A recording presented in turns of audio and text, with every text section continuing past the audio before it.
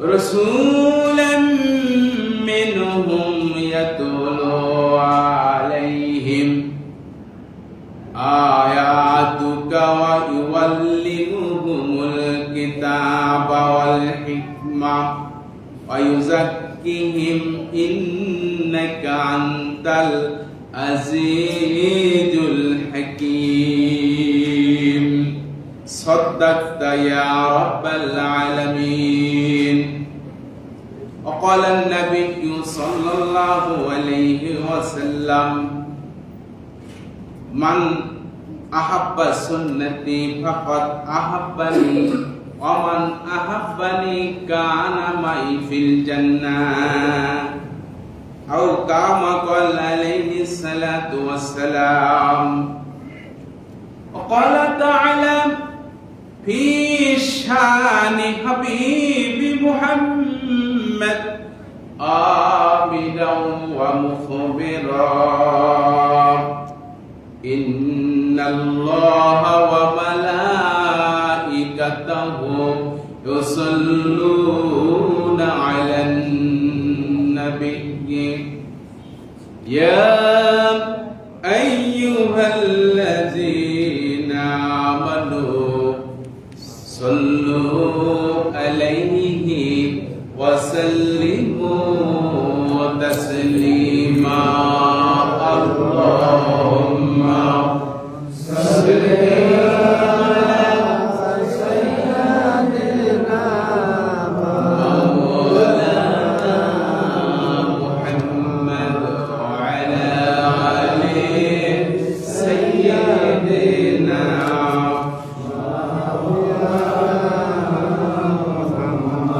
صل محمد رسول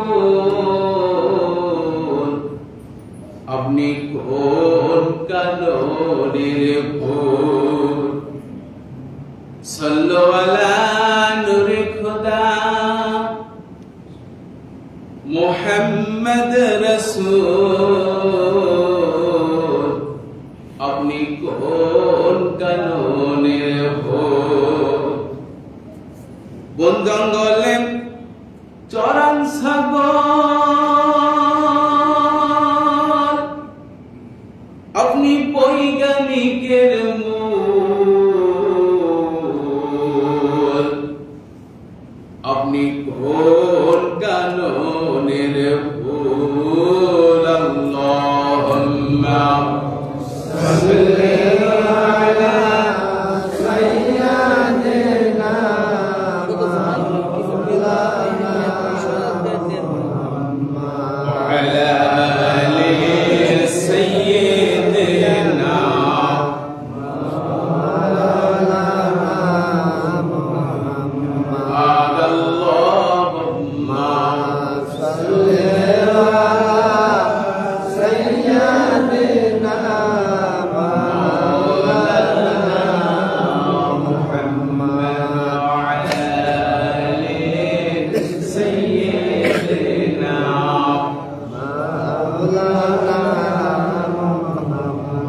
রাসূল আমার ভালোবাসা রাসূল আমার আলোসা রাসূল আমার প্রেম বিরহের মূল আলোচনা রাসূল আমার কাজে কর্মে অনুপ্রেরণা আল্লাহুম্মা সাল্লি আলা সাইয়্যিদিনা মাওলানা মুহাম্মদ ওয়া আলা আলি সাইয়্যিদিনা শাফিয়া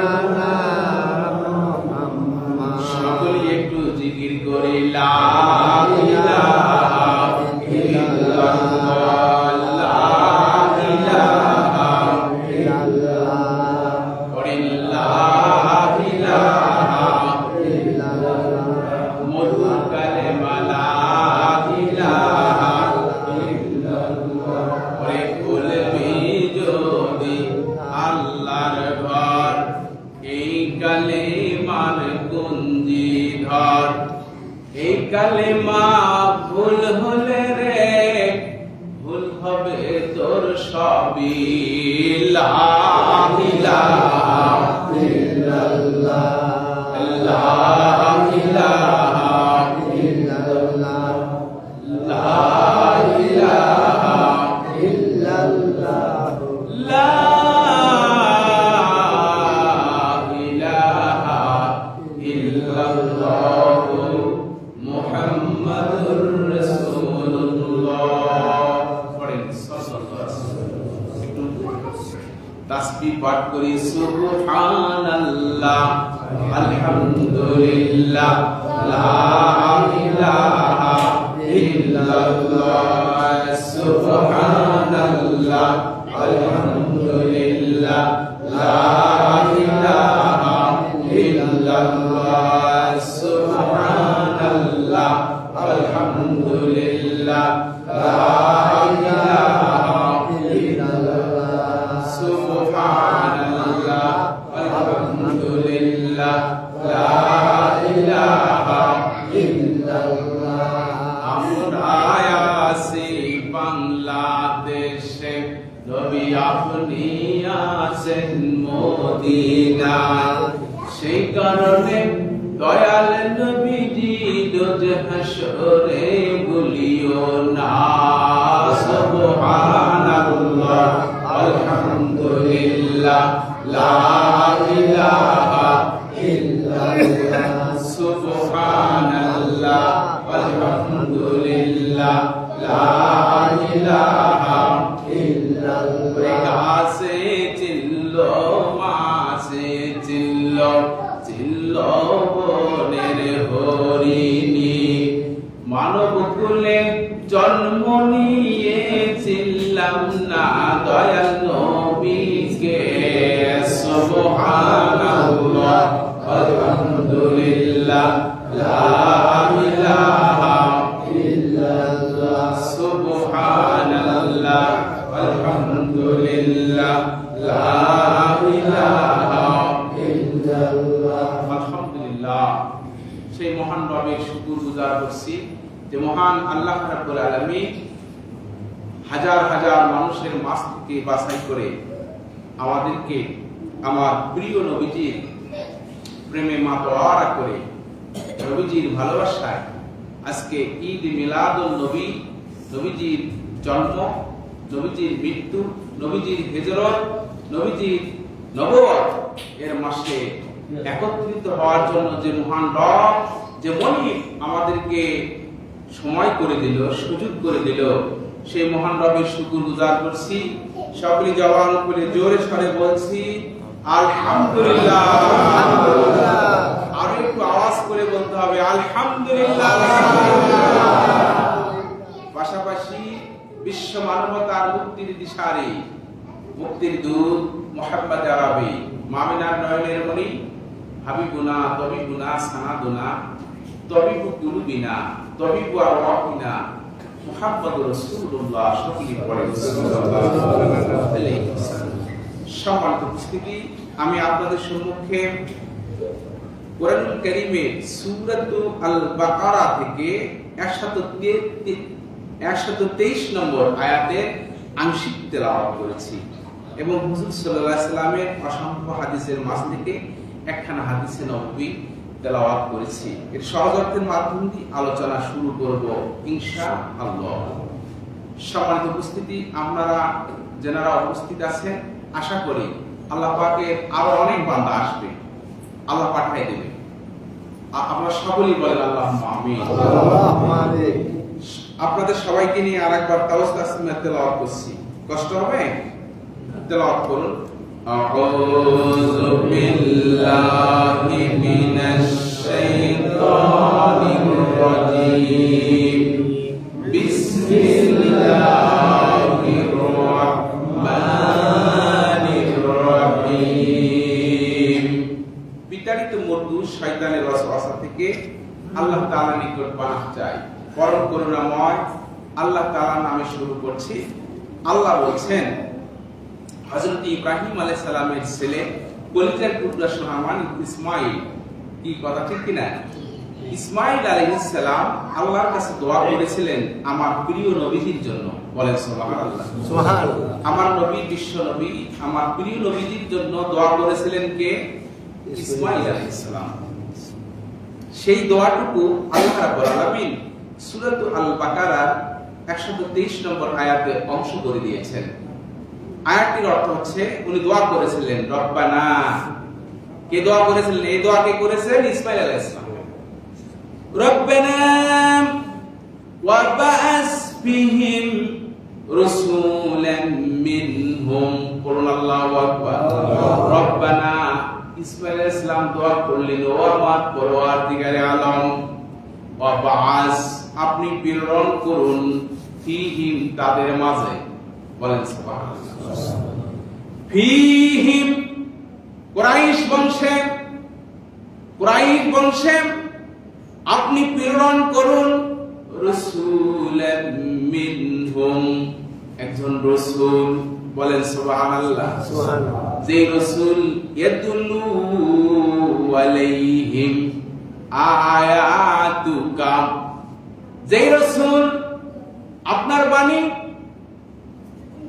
বাণীগুলো মানুষের কাছে তেলাওয়াত করে শোনাবে। বলেন সুবহানাল্লাহ।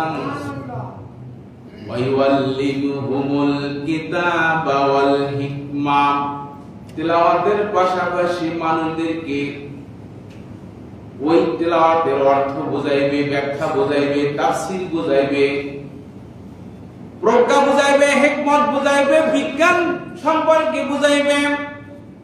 সেই নবীকে আপনি তাদের মাঝে প্রেরণ করুন। কে বলতেছেন এই দোয়া? ইসমাইল আলাইহিস সালাম। ওয়া ইউযাক্কিহিম ইন্নাকা আনতাল আজিজুল হাকীম। পড়েন আল্লাহু আকবার। সেই নবীর জ্ঞান বিজ্ঞান শিক্ষা দেওয়ার পাশাপাশি সেই নবী ইউযাক্কিহিম, তাদের নফসকে পবিত্র করবে। নফসে মুতমাইন্না, নফসে তাজকিয়াতুন নফস, মানুষের নফস কিভাবে ভালো হয়?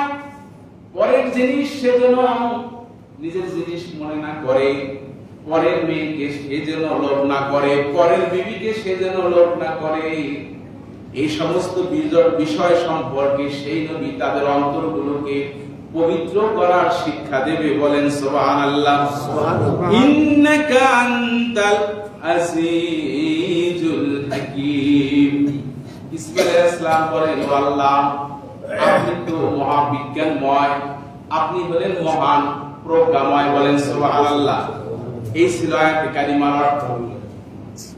হাদিসটির অর্থ করছি, ক্বালান নবী সাল্লাল্লাহু আলাইহি সাল্লাম, প্রিয় নবীজি বলেছেন, মান আহাব্বা সুন্নতি, ও আমার উম্মতরা শোনো, যারা আমার সুন্নতকে ভালোবাসবে, ফাকাদ আহাব্বানি, সে যেন আমি নবীকে ভালোবাসতো। আর আমি নবীকে যে ভালোবাসতো, সে আমার সাথে একই মর্যাদায়, একই জান্নাতে থাকবে। বলেন সুবহানাল্লাহ। এই ছিল আয়াত এবং হাদিসের অর্থ। সম্মানিত উপস্থিতি, আজকে যে রাত্রে আমরা উপস্থিত হয়েছি, এই রাত্রিটি কি জন্য হয়েছি? ঈদে মিলাদুন নবী সম্পর্কে। ঈদ মিলাদুন নবী, ঈদুন শব্দটা হাদিসিক শব্দ, কিন্তু হাদিসে এই শব্দটাকে নবীর ক্ষেত্রে, নবীর জন্মের ক্ষেত্রে যে নবীজি সরাসরি বলছেন অথবা সাহাবীরা বলছেন এমনটা। আলেম ওলামা যারা, মুহাক্কিক আলেম যারা কিতাবী জ্ঞান রাখেন, অনেক জ্ঞান বিজ্ঞানের জ্ঞান রাখেন, তারা এই জায়গায় একটা ট্রান্সলেট করে, যেমন ভাবে যে সরকারি বা শুক্রবার সরকারি ছুটির দিন, এটা আরবি করো কয়রাম টিচাররা ছাত্রদেরকে বলে। কিন্তু ঈদ মিলাদুন নবীটা এমন একটা জিনিস যে নবীজির জন্ম নিয়ে খুশি। বলে সুবহানাল্লাহ। ঈদুন শব্দের অর্থ হলো ফিরে আসা। বছরে একবার যাহা ফিরে আসে এটাকে ঈদ বলা হয়। বলেন সুবহানাল্লাহ। বছরে একবার যেটা ফিরে আসে সেটাকে কি বলা হয়? ঈদ বলা হয়। তো ঈদুল ফিতর বছরে কয়বার আসে? ঈদুল ফিতর বলি না? ঈদুল আযহা বছরে কয়বার আসে? আমরা কি বলি? ঈদুল আযহা। নবীজির জন্মের মাস, জন্মের বছর, বছরে কয়বার আসে মাসটা? একবার। এই জন্য একে আলেম ওলামারা নামকরণ করেছে ঈদে মিলাদুন নবী। বলেন সুবহানাল্লাহ। এই ঈদে মিলাদুন নবীর এর অর্থ হলো নবীজির জন্ম নিয়ে, নবীজির ওফাত নিয়ে, ওফাত মানে মৃত্যু, নবীজির নবুয়ত নিয়ে, নবীজির হিজরত নিয়ে, নবীজির সিরাত নিয়ে উম্মতরা যেন খুশি করে, খুশি হয়, আনন্দিত হয়। বলেন সুবহানাল্লাহ। আপনারা নবীর এই সমস্ত কর্মকাণ্ডে খুশি না বেজার? খুশি। আওয়াজ করে বলতে হবে খুশি। আমরা খুশি। তো নবীজির ঈদে মিলাদুন নবী, নবীজির জন্মের খুশি আমরা শুধু নই, আল্লাহ স্বয়ং নিজেই খুশি। বলেন সুবহানাল্লাহ। আল্লাহ সুবহানাহু ওয়া তাআলা, আল্লাহ পাক বলতেছেন যে আমি আমার দোস্ত মুহাম্মদকে নবী বানাইব। বলেন সুবহানাল্লাহ। তো সে তো এতিম, তার বাবা বেঁচে নেই, তার মা আছে, তার দাদা আছে, তার চাচা আছে, কিন্তু সে এতিম, বাবা নেই। তার এই জন্মের পরে তার এই খুশিটা কে উদযাপন করবে, কে পালন করবে? মহান রব বলেন আমি স্বয়ং নিজেই করব। সুবহানাল্লাহ। মহান রব স্বয়ং নিজেই আমার নবীজি জন্ম নিয়ে খুশি হয়েছেন। সেই খুশিটা আসমানে, আসমানবাসীরা হয়েছেন, জমিনবাসী হয়েছেন। বলেন সুবহানাল্লাহ। সেই খুশিটা জমিনে কিভাবে হয়েছে, আসমানে কিভাবে হয়েছে, একটু আপনাদের মাঝে তুলে ধরতে চাচ্ছি। কষ্ট হবে না? এইটা কিন্তু নবীজির নবুয়তের আগের কথা বলতেছি, ছোটবেলা শিশুকালের কথা বলতেছি। শিশু মুহাম্মদ, এটা নবীজির নবুয়ত পাওয়ার কথা নয়, নবুয়তের আগে। নবুয়ত তো থাকলো দূরে অনেক, শিশু মুহাম্মদ সম্পর্কে বলতেছি। আমরা আমাদের সন্তানদের আচার আচরণ, চাল দেখে, তাদের গঠন, কথাবার্তা দেখে আমরা অনেকেই বলি যে এর দ্বারা কিছু একটা হওয়া সম্ভব। কি কথা ঠিক কিনা? হ্যাঁ ঠিক। এমনকি অনেকেই বলি যে এই ছেলেটাকে আমি মুহাদ্দিস বানাবো, এর আচার আচরণ আমি দেখি যে আলেম মানুষের মতো। আবার অনেকেই বলে যে মুফাসসির বানাবো, আবার অনেকেই বলে না এই ছেলেটাকে আমি ডাক্তার বানাবো, এটাকে আমি ইঞ্জিনিয়ার বানাবো। এরকম বলে না? বাচ্চাদের শারীরিক গঠন, বাচ্চাদের চালচলন, আচার ব্যবহার দেখি অনেক অভিভাবক এই কথাগুলো বলে। তো শিশু মুহাম্মদের আচার আচরণ, চালচলন, কথাবার্তা, তখন তো কথা বলতে পারে না, কিন্তু তার চেহারার সৌন্দর্য, চেহারার কাটামোটা, তার অবয়ব, তার স্ট্রাকচারটা দেখি অনেকে অনেক কিছু বলছেন, অনেকে অনেক কিছু বলছেন যে এনার দ্বারা কিছু হওয়া সম্ভব। বলে সুবহানাল্লাহ। সম্মানিত উপস্থিতি, আমার নবী, বিশ্ব নবী জনাবে মুহাম্মদ রাসূলুল্লাহ সাল্লাল্লাহু আলাইহি ওয়াসাল্লাম নবীজির জন্মের দিনে এই জমিনে কি খুশি হয়েছেন তার একটা কথা বলতে চাচ্ছি। আপনারা দিলের কান লাগিয়ে শুনুন। নবী যখন মায়ের পেটে, মা আমেনার গর্ভে, তখন মা আমেনা বলেন আমি একদিন ঘুমের ঘরে স্বপ্ন যোগে দেখতেছি আমার ঘরটা আলোকিত হয়ে গেছে। ঘরটা কি হয়েছে? আলোকিত হয়েছে। এরপর মা আমেনা উনি বলতেছেন আমি আরেকদিন স্বপ্ন যোগে দেখি, আমাকে স্বপ্নে বলা হচ্ছে যে তোমার গর্ভ থেকে যে সন্তানটা আসবে এটা ছেলে সন্তান হবে। বলেন সুবহানাল্লাহ। তুমি তোমার এই ছেলেটার নাম রাখবে আহম্মদ অথবা মুহাম্মদ। বলেন সুবহানাল্লাহ। স্বপ্নেই বলা হচ্ছে যে নাম রাখবে কি? আহম্মদ অথবা মুহাম্মদ। সম্মানিত উপস্থিতি, এরপরে মা আমেনা বলছেন যেদিন আমার সন্তান ভূমিষ্ঠ হয়েছে সেই দিন আমি আমার সন্তানের আলোয়, আমার ঘর আলোকিত শুধু নয়, আমি সেই আলোয় সামদেশ পর্যন্ত দেখা পেয়েছি। সুবহানাল্লাহ।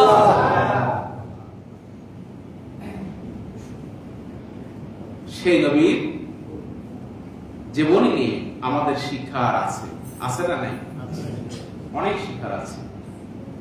প্রিয় নবী জনাবে মুহাম্মদ রাসূলুল্লাহ বলেন সাল্লাল্লাহু আলাইহি ওয়াসাল্লাম, নবীজি আমার যখন দুনিয়ায় যেদিন আসছেন, এই দুনিয়ায় যেদিন নবীজি আসছেন, সেই দিন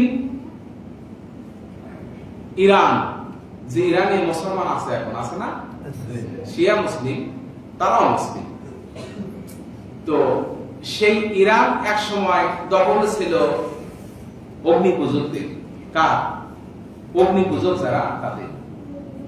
তারা 3164 বছর ধরে একটা আগুন জ্বালাইছিল, অগ্নি পূজা, আগুন পূজা করত। 164 বছর ধরে ইতিহাসে আছে একটা আগুন পূজা তারা করতেছিল। তারা বলতেছিল যে এই আগুন যতদিন দুনিয়া থাকবে ততদিন চলবে। বলে নাউজুবিল্লাহ। আল্লাহ পাকের কি কুদরত, আল্লাহ পাক কি খুশি হয়েছেন, নবীজির জন্মের দিনে আল্লাহ পাক খুশি হয়ে সেই আগুনটাকে একদম ধপ করে নিভে দিয়েছেন। বলেন সুবহানাল্লাহ। সম্মানিত উপস্থিতি, সেই সময় যারা জ্ঞানী ছিল, তারা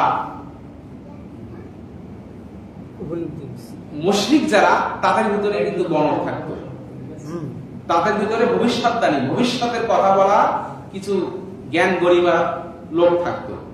তারা বলছিল যে এই আগুনটা দুনিয়ার কোনো মানুষই করতে পারবে না, নিভাইতে পারবে না। তারা সারা রাত ধরে সে আগুনটা জ্বালার চেষ্টা করেছিল, চেষ্টা করে কুলাতে পারেনি। তখন তাদের ভিতর থেকে, তাদের মধ্যে যে মনীষী, তাদের যে জ্ঞানী লোক, সে বলেছিল যে এই আগুনটা এমনিতে নেভে নেয়, এই আগুনটা একমাত্র কোন মহামানবের আগমনে, এই দুনিয়ায় কোন মহামানব এসেছে, এই দুনিয়ায় কোন বিশ্ববিখ্যাত মানুষ এসেছে, যার খাতিরে, যার মর্যাদায়, যার ওসিলায় এই আগুনটা নিভে গেছে। তারা তালাশ করে দেখে যে কুরাইশ বংশে আমার নবী সেই দিন জন্মগ্রহণ করেছে। সুবহানাল্লাহ। সম্মানিত উপস্থিতি, শিশু মুহাম্মদ সম্পর্কে আপনাদেরকে এই দুনিয়াবাসী আল্লাহ পাক যে খুশি হয়েছেন তার আরো একটি কথা বলতে চাই। তা হলো রোম সাম্রাজ্যে, রোম সম্রাট, তিনি দেখেন যে তার রাজপ্রাসাদ থেকে 14টা পাথর ধসে পড়েছে। রাজপ্রাসাদ থেকে, কম কথা নয়, ধসে পড়েছে। তখন তিনি ভাবছেন যে এই রাজপ্রাসাদ থেকে এত শক্তিশালী, এত শক্ত কনক্রিট জিনিস দিয়ে তৈরি, সে জিনিস কিভাবে খসে পড়লো, কারণটা কি? তখন তারা তালাশ করলো, অনুসন্ধান চালাইলো, পর্যবেক্ষণ জ্ঞান দিয়ে তারা সেই দিন বুঝতে পেরেছে যে আমাদের এই রোম সাম্রাজ্য, এরা একদিন মুসলমানদের দখলে চলে যাবে। বলেন সুবহানাল্লাহ। কি জন্য? যে আমি আছি আজকে বাদশা, আমি আজকে সম্রাট, আমি রাজা, আমার পরে একজন আসবে, তারপরে একজন আসবে, তারপরে একজন আসবে, আস্তে আস্তে এইভাবে 14 জন যখন চলে যাবে, তখন এই রোম সাম্রাজ্য মুসলমানদের দখলে আসবে। বলেন সুবহানাল্লাহ। আল্লাহ পাক সেটা আমার নবীর জন্মের দিনই দেখিয়ে দিয়েছেন, আল্লাহ খুশি হয়ে দুনিয়াবাসীকে। বলেন সুবহানাল্লাহ। সম্মানিত উপস্থিতি, আরেকটি দুনিয়াবাসীর খুশির কথা বলি। আল্লাহ কেন খুশি হয়েছেন সেই বিষয়টি, তা হলো নবীজির দাদার নাম কি? আওয়াজ করে বলেন। Abdul Muttalib. আপনারা কিন্তু জ্ঞানী মানুষ। আমি মোবাইলে একদিন দেখলাম যে কে কি ভুল করেছে সেগুলো লাইনে দেয়া আছে, আছে না নাই? দেখেন না? আছে। তো আওয়ামী লীগ দলের একজন নেতা, উনি এক ইসলামী জলসায় গিয়ে বক্তৃতা দেওয়ার সময় উনি বলছিলেন যে আমাদের প্রিয় নবী বলে, নবীর নামটা মনে নেই। উনি খুব চেষ্টা করতেছেন, নামটা আর মনে নেই। কিন্তু আমি আপনাদেরকে তার সাথে বড় প্রশ্ন করছি, কারণ নবীর নামটা আমাদের মুসলমানদের ভেতরে আছে না নাই? আছে। তার সাথে বেশি একটু প্রশ্ন করলাম কি, নবীর দাদার নাম কি, এটাও আপনাদের মনে আছে। বলেন সুবহানাল্লাহ। আপনারা ইমানদার মানুষ, ইমানদার ব্যক্তি, আপনারা আপনাদের ভিতরে এই কথাগুলো থাকবে। কি কথা ঠিক কিনা? ঠিক। আব্দুল মুত্তালিব উনি খানায় কাবার ভিতরে ঢুকেছেন। ওই সময় খানায় কাবার ভিতরে মূর্তি ছিল কি ছিল না? মূর্তি ছিল না? 360টি মূর্তি ছিল খানায় কাবার ভিতরে। তারা আল্লাহকে ডাকতো, কিন্তু মূর্তির মাধ্যমে ডাকতো, তারা শিরকের মাধ্যম দিয়ে ডাকতো। আব্দুল মুত্তালিব খানায় কাবার ভিতরে ঢুকে দেখেন যে মূর্তিগুলো পর্যন্ত সেজদায় পড়ে গেছে। বলেন সুবহানাল্লাহ। মূর্তি একটা জড় পদার্থ, আল্লাহ পাক তাকেও সেজদায় ফেলাইছেন। কে ফেলাইছেন?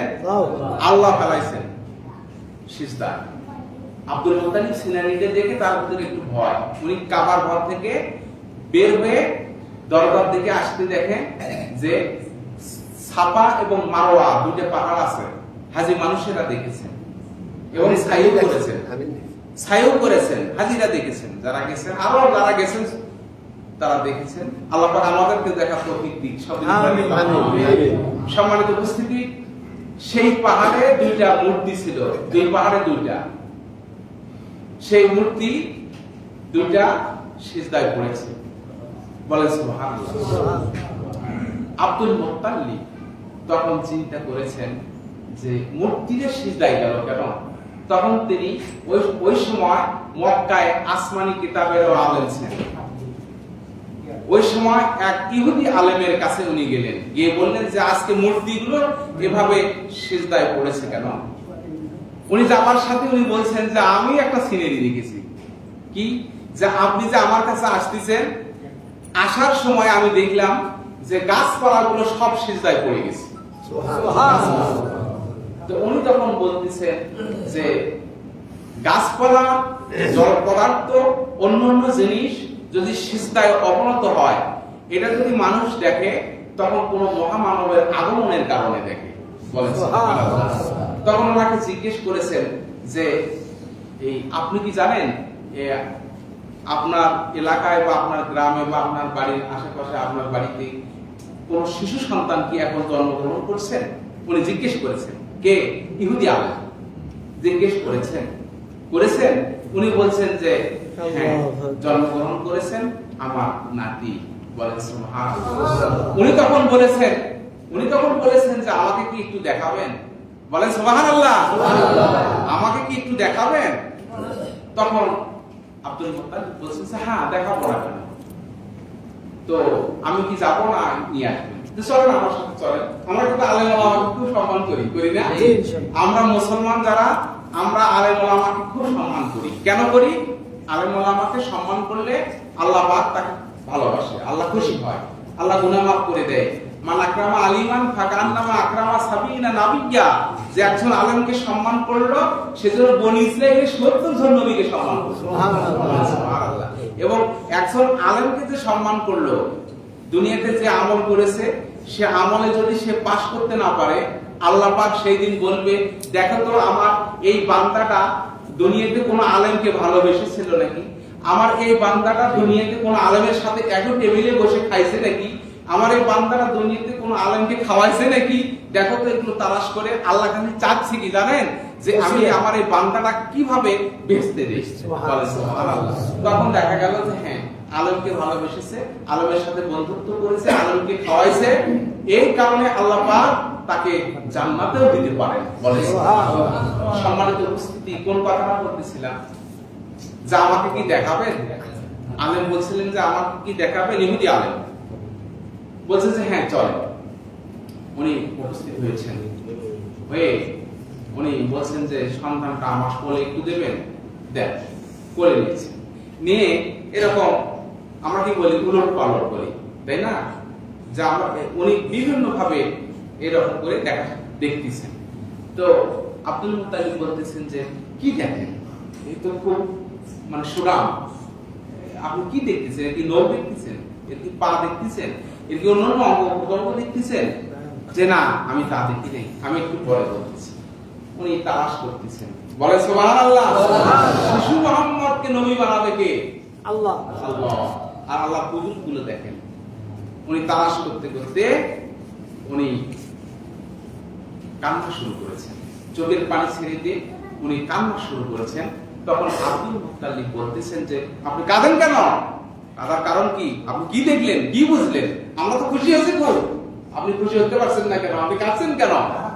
উনি বলতেছেন যে কাঁদার কারণ হলো আমাদের কিসমত ধ্বংস হয়ে গেছে, আমাদের কিসমত খারাপ হয়ে গেছে। কারণ আমরা দোয়া করেছিলাম যে আমাদের বংশে যেন এই শিশুরা আসে, বলেন সুবহানাল্লাহ। কিন্তু আমাদের বংশে আসেনি, এই শিশুটা এসেছে ইসমাইলের আওলাদে, বলেন সুবহানাল্লাহ। সম্মানিত উপস্থিতি, তখন তিনি বলছেন যে এই সন্তানটা একদিন নবী হবে, বলেন সুবহানাল্লাহ। কেন? উনি বলছেন কেন, কিভাবে বুঝলেন আপনি? যে উনি তখন বলছেন যে গাছপালার সিজদায় অবনত হয়েছে, মূর্তিরা সিজদায় অবনত হয়েছে, এই ধরনের জিনিসগুলো জড় পদার্থ যেগুলো সম্ভব নয় মানুষের দ্বারা, সেই সমস্ত জিনিস যখন সিজদায় যায় তখন সে মহামানব হয়, বলেন সুবহানাল্লাহ। এইটা একটা কারণ। আরেকটি কারণ হলো আল্লাহর নবী শেষ জামানায় যিনি আসবে, আমরা আসমানি কিতাবে, আমরা তাওরাত কিতাবে পড়েছি যে সেই নবীর দুই কাঁধের মাঝখানে নবুয়তের মোহর থাকবে, এক টুকরো গোশত থাকবে, বলেন সুবহানাল্লাহ। সেই গোশতটুকু আমি দেখা পাইছি, বলেন সুবহানাল্লাহ। এই গোশতটুকু সে যত বড় হবে তত একটু বড় হবে, এরকম হবে। এরকম কাদের কাছে মানুষের উঁচু থাকে, অনেকে থাকে না, সেই রকম উঁচু জিনিস ওই নবীজির ছিল, নবুয়তের মোহর ছিল। এইটা দেখে উনি সেদিন খুশি হয়ে গেছেন, বলেন সুবহানাল্লাহ। আল্লাহ রাব্বুল আলামিন আসমানবাসীকে, জমিনবাসীকে কি খুশির ভেতরে ফেলাইছেন, বলেন সুবহানাল্লাহ। সেই নবীর জন্ম নিয়ে আমাদের খুশি করতে, ঈদ মিলাদুন নবী বলতে আপত্তি কেন? কি বলেন, কি জন্য আপত্তি? এটা কি আমরা বলতেছি যে হাদিসিক কথা যে ঈদ মিলাদুন নবী হাদিস থেকে আসছে? কোন হাদিসে নাই, এটা একটা ট্রান্সলেট। আজ সরকারি ছুটির দিন, ইয়াউমাল আল-জুমা, ইয়াউমা উতলাতু, ইয়াউমাল জুমা, কি বলেন? আজকে শিশু আদালতের নাগরিক আরবি করেন, এরকম বলে না সারা না? সেরকম আরবি ট্রান্সলেট একটা, ঈদ মিলাদুন নবী, নবী জন্মে খুশি, বলেন সুবহানাল্লাহ। সম্মানিত উপস্থিতি, আর একটু কি বলবো? কষ্ট হচ্ছে কি আপনাদের? আরেকটু বলবো, আরেকটু শুনুন। আসমানবাসী, জমিনবাসী কথা বললাম, জমিনে নবীজিকে নিয়ে এরকম খুশি। এই আলেম আবার ইহুদি আলেম হযরত আবু তালিব, নবীজির চাচা না? আবু তালিব নবীকে খুব ভালোবাসেন, খুবই ভালোবাসেন হৃদয় দিয়ে, এবং ইসলাম প্রচারের জন্য খুবই সহযোগিতা করেছেন, বলেন সুবহানাল্লাহ। নবী চাইছিলেন যে আমার চাচাটা জান্নাতি হোক, নবী চাই নাই যে আমার চাচা জান্নাতি হোক। অনেক চেষ্টা করছিলেন, কিন্তু ফলপ্রসূ হয়নি। হয়েছে কি? হয় নাই। বলছে, লাস্টে বলছে কি, ভাতিজা আমি আমার বাবার ঘরেই থাকলাম, বলেন নাউজুবিল্লাহ মিন যালিক। হুজুর খুব চাইছিলেন, আমার নবী চাইছিলেন খুব যে আমার চাচা একবার বলুক লা ইলাহা ইল্লাল্লাহ মুহাম্মাদুর রাসূলুল্লাহ, আমি সুপারিশ করতে পারবো, বলেন সুবহানাল্লাহ।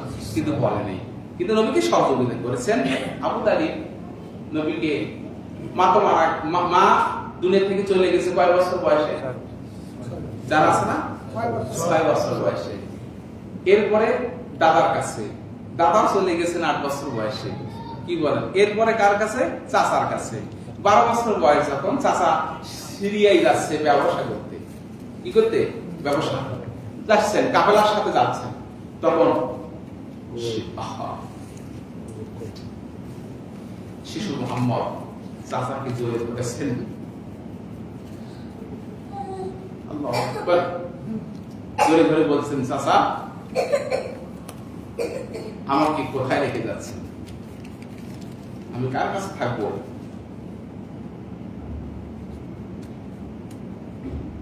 আমাকে কি আপনি নিয়ে যাবেন না? এরকম মায়াবী কথা শোনার পর, কথা খুব কমল ছিল, খুব কমল হাসি শোনার পরে চাচা নবীকে নিয়ে চলে যান, বলেন সুবহানাল্লাহ। কাফেলার সাথে চলে গেছেন, গিয়ে বাহিরা নামক এক পাদ্রী, অর্থাৎ একজন আলেম ওই ব্যক্তির গির্জার কাছে পৌঁছে গেছে। বাহিরা ওনারা ভবিষ্যৎ সম্পর্কে জ্ঞান রাখেন, ভবিষ্যৎ জ্ঞান। তো উনি ভাবছেন যে এই যে আজকে এই মাসে যে লোকটা ভ্রমণে আসবে, সফরে আসবে, ব্যবসার জন্য আসবে, এই দলের ভিতরে একজন মহামানব থাকবে বলেছেন। বাহিরে কোনোদিন অনেক সফর, অনেক ব্যবসায়ী যায় আপায়ন করায়, খানা খাওয়ায় সেখানে, কিন্তু কোনোদিন বের হয়ে আসে না তার হুজরা থেকে, তার কামরা থেকে কখনো বের হয়ে আসে না। সেই দিন বের হয়ে আসছেন বলেছেন। সেই দিন বের হয়ে এসে সবার সাথে দেখা করেছেন। দেখা করে কিছুক্ষণ পরে সবাইকে ডেকেছেন, আসেন খানা খান। খানা খাইতে গেছেন সবাই। বাহিরা বলছেন যে আপনারা কি সবাই আসছেন? জি হ্যাঁ সবাই আসছি। উনি বলছেন না সবাই আসেন নাই, সবাই আসেন। তো বলছেন যে একজন শিশু, ছোট্ট বাচ্চা, তাকে আমরা মাল সামানা পাহারা দেওয়ার জন্য বাহির দেখেছি। তখন উনি বলছেন যে না, তাকেও নিয়ে আসতে হবে, তাকেও নিয়ে আসেন। বলেন সুবহানাল্লাহ। তিনি কে? নবী। ইজ্জতটা দেখেন কি, শিশু মানুষ, কি খুশি আল্লাহ, আর কি ইজ্জতটা দিচ্ছেন। আজ তামাম বাংলাদেশে শুধু নয়, তামাম পৃথিবীতে বেশিরভাগ মসজিদগুলোতে আমার সেই নবীর মর্যাদা, সেই শান মানের আলোচনা হচ্ছে। কথা ঠিক কিনা? তামাম পৃথিবীতে, তবে বাংলাদেশই বেশি। কি বলে? বাংলাদেশের মসজিদগুলোতে 3 ভাগ করে 4 ভাগ করে 3 ভাগ মসজিদে আজ আলোচনা হচ্ছে। বলে সুবহানাল্লাহ। এরপর তাকে উপস্থিত করেছেন, নবীকে উপস্থিত করেছেন। উপস্থিত করার পর খানা পিনার পর উনি আবু তালিবকে বলছেন যে এই ছেলেটা, এটা আপনার কে? আবু তালিব বলছেন যে এটা আমার পুত্র। বলেন সুবহানাল্লাহ। কি বলছেন? পুত্র। তখন উনি বলছেন যে শোনো, এই ছেলে আপনার পুত্র হতে পারে না।